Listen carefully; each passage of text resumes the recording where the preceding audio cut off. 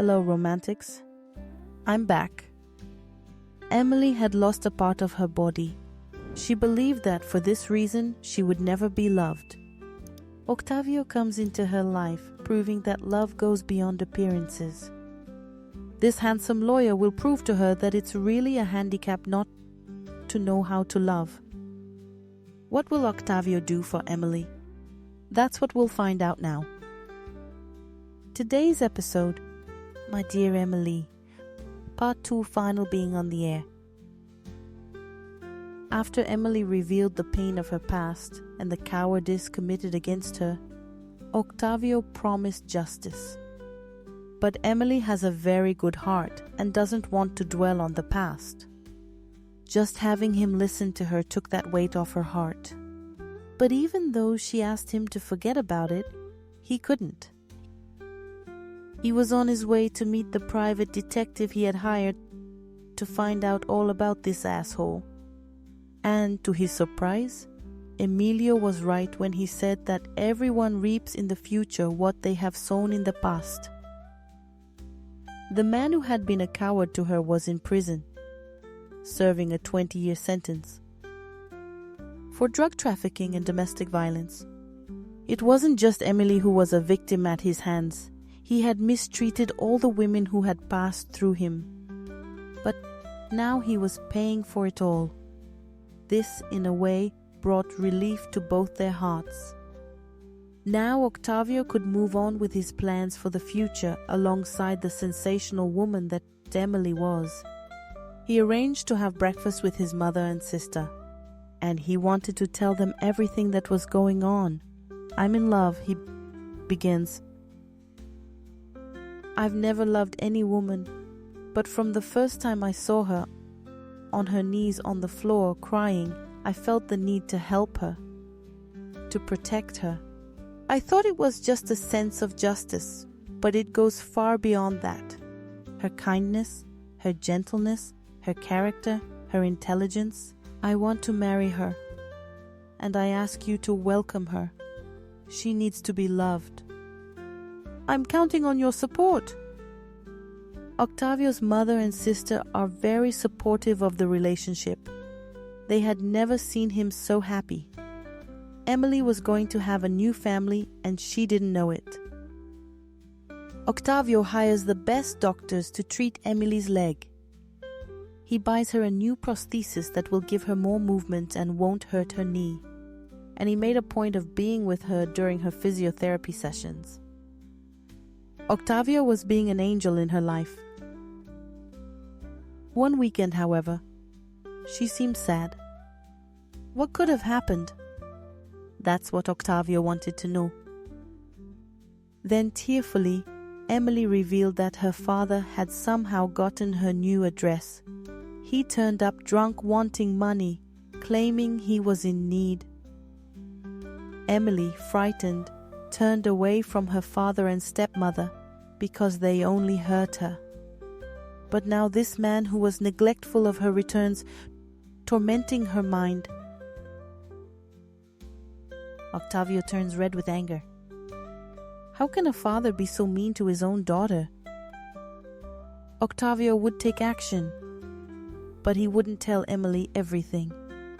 First, he changed her apartment to a more spacious one in the city center, where there was also more security, and no one would enter without permission, only him. Then Octavio got out of the car. It was inland, a place far away from everything. Very simple houses and a lot of scrubland nearby. So he walks towards Emily's old house. When he knocks on the door, her stepmother opens it. With many wrinkles on her face and an expression of surprise, he then asks if Emily's father is there. In front of both of them, he reveals that he loves Emily and that she was no longer alone in the world. Then he puts a suitcase on the table and opens it. There was a lot of money in it, enough money to survive for years. But on one condition, he would never try to find Emily again. Without thinking twice, they both accepted. Obvious, right? For him, money was more important than his own daughter. But before leaving, Octavio made a promise. If you ever dare to look for your daughter, let it be to ask for forgiveness. Otherwise, I'll make you regret it. Then he leaves. And they are both perplexed by the turnaround in the life of this girl who has always been despised. Days passed. Emily watched Octavio's every move. Was she in a coma and all that happiness was delirium? If so, she didn't want to wake up. Octavio held her hands, walked at her pace, hugged her on cold nights. He watched his favorite movies with her. He wasn't ashamed to tell her how much he loved her. But they hadn't made love yet. Emily didn't feel ready. But Octavio promised that he wouldn't touch her body until they were married. He respected her and understood her past trauma. So he prepared a dinner with his family. He was going to ask Emily to marry him. Emily was going to meet her future new family. It was in the garden of Octavio's mother's house. Emily was greeted by a maternal hug. Even her nephews, her sister's children, hugged her and asked to play together. Love, affection, and a delicious dinner. It was the perfect moment. Then, sitting there, Octavio suddenly kneels down and speaks. Emily, you're my perfect girl. Let me be the love you lack, the other leg that will support you, the other arm that will hold you. Let me be the ideal husband. Will you marry me? So Emily says yes. Yes to love, to passion, and to the new opportunity to be happy that life was giving her. So the two of them get married on a beach. It was their dream to get married there. With Octavio's entire family present, everything was delicate and passionate. He holds her hand and says, "Let's go slowly, my love. This is our day." The two of them stayed at a beach house where their love would come true.